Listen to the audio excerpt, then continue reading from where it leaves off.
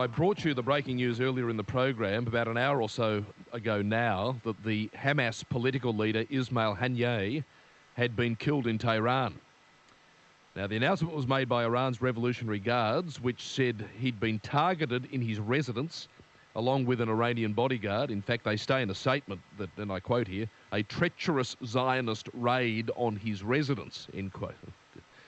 Anyway, Haniyeh had been in Iran to attend the inauguration of President Masoud Pezeshkian. Before this, of course, he'd been hiding out in Qatar, running the show from the comfort of a rather luxurious residence, so we're told. Look, make no mistake, this is big stuff. This is big stuff. In a region that is a tinderbox, this could be a spark. Hamas won't just accept it and move on. There will be retaliation. What that is, I don't know. But someone with a broader understanding is the former Australian ambassador to Israel, now Senator Dave Sharma. He's on the line with me. Dave, thank you for jumping on with very short notice. Good afternoon, Michael. Good to join you. This is a troubling development in some respects, but also, I think from an Israeli point of view, a very welcome development. Well, look, there's no doubt it's big news. Israel hasn't claimed responsibility for this, but they wouldn't normally do so in this sort of situation. But they have said throughout this war of the last 7 or 8 months that they would hold all Hamas's leadership responsible for the atrocities of the 7th of October. And Ismail Haniyeh was Hamas's political leader, effectively their prime minister. So he was always considered to be a legitimate military target by Israel. A prime minister in absentia, though, really, wasn't he? Because he wasn't living among his people, as it were, in Gaza. He was living in Qatar. That's right. He's been living in luxury in Doha for several years now, in a very luxurious 5-star hotel, if memory serves me correctly, whilst his people in Gaza, who have suffered incredibly because of this war that he unleashed with the October 7th operation against Israel. One of the 3 main figures of Hamas, he's now gone. But like with any political organisation, like any terrorist organisation, there are underlings that are ready to assume the mantle. Who fills his boots? Well, look, Hamas still has its military leadership in Gaza. There's 2 main figures that Israel has been seeking to eliminate, Yahya Sinwar and Mohammed Deif. It's unclear, what their whereabouts or their current status is, but they have been the military commanders on the ground in Gaza, and they remain high priority targets for Israel. But this is a big statement, I guess you could say, that Israel has shown, assuming it is indeed responsible for this, that the leadership is not exempt and it doesn't matter where they are. They don't necessarily need to be in Gaza or adjoining Israel. They will be considered to be a legitimate military target. A test here perhaps also, Dave, for the new leader of Iran. I mean, he's being billed as a moderate Masoud Pezeshkian. Of course, you've still got the Ayatollah there who's a hardliner. But, there will be calls for retaliation, strike back and the rest of it. I mean, it's a hell of a baptism of fire for Pezeshkian, isn't it?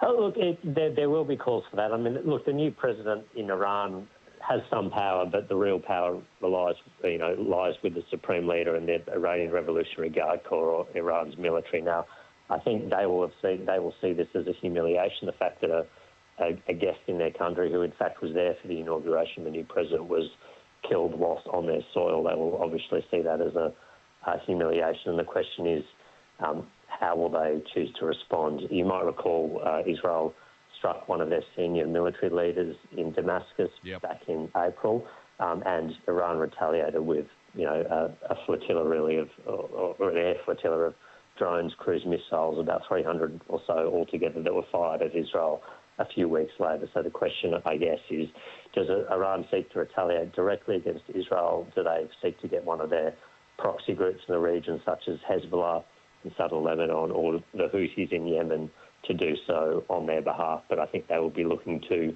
respond to this attack. Of course, Benjamin Netanyahu has been in Washington and he's been under pressure to get the ceasefire deal done, and he was speaking in the Congress making the point that a lot of work has been done. In fact, it was being done as he was addressing the Congress. Now, I don't understand these things as well as you do, Dave, but I would imagine any hope of a ceasefire has now been pushed back. Well, Well, look, I mean, Ismail Haniyeh was part of the negotiating team, if you like, for the ceasefire. But I would also say that Israel's always said that military pressure will be needed to secure a ceasefire, and they weren't planning to cease or let up on that military pressure in the hope of achieving a ceasefire. In fact, they thought the two strategies worked in concert, and I think you're seeing that play out now. I think it makes a ceasefire within the next week or two very unlikely, but longer term, does it make it more likely because Hamas has now been significantly weakened even further? Well, that potentially might be the case. Just before you go, we spoke, I don't know if you recall, we spoke on air. I think it was the morning after the news had broken of the October 7 attacks. And, that's right. And when we were speaking, we were trying to work out what had happened and all of the rest of it. Now, here we are all these months later, that the conflict continues. Israel at the time, and this was the main concern, they were determined that they would retaliate, as of course is their right and they should. But people were saying, listen, what does victory look like here? If you go and attack Hamas, you go into Gaza, we understand why you'd want to do it, but what's the end game? Are we starting to see, from an Israeli point of view, the end game manifest, and that is the literal wipe out of the Hamas leadership? Look, I think when we spoke in October, I think we were mindful that this was part of a broader struggle that has been going on in the region for some decades now between Israel and Iran and their associated partners. And I think what we've seen over the last few months is a conflict that had been contained somewhat, or has been contained somewhat, between Israel and Hamas in Gaza gradually reveal itself to be more of a struggle between Israel and Iran, because increasingly we're seeing, the Houthis in Yemen fired a UAV at Israel. A week or so ago, Hezbollah in southern Lebanon, another Iranian proxy, killed 12 teenagers and children on a football pitch in a town in the north of Israel on the weekend. And so I think what we're increasingly seeing is this conflict laid bare, which is a conflict or a struggle between Israel and Iran. And the question, I guess, is does that come out even more into the open, or are steps taken to try and limit that? Time will tell. Good to talk to you again, as I said, on very short notice. I appreciate that, Dave. Thank you for your time. Thanks, Michael. Senator Dave Sharma.